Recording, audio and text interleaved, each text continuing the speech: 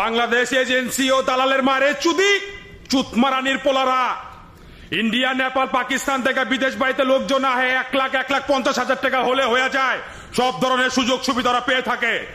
আমরা বাংলাদেশের বাঙালিরা 4-5 লাখ টাকা আসার পরও আমরা সবকিছু থেকে বঞ্চিত।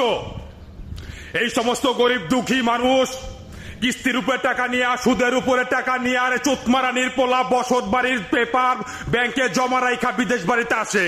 তারপরও তারা সবকিছুর থেকে বঞ্চিত, লাঞ্ছিত, দুঃখ কষ্ট করে। এক কাজের কথা কই না আরেক কাজ দেশ। কিছু কইতে গেলে তোরা ওদেরকে অত্যাচার করস। শুয়ারের বাচ্চারা, ব্যবসা করবি সৎভাবে ব্যবসা কর। ব্যবসা পুরো পৃথিবীর মানুষ করে। এই চুতমারানির পোলারা, দালালের মারে যদি খানকি মামাগির পোলারা, এমনও সময় চুতমারানির পোলারা তোর মা বোনে গো মানুষের রাস্তার ভিতরে আইনা হিয়াল কুত্তার মতো চুইদা দিব। শুয়ারের বাচ্চা, এই বান্দি মাগির পোলা আমার জীবনটা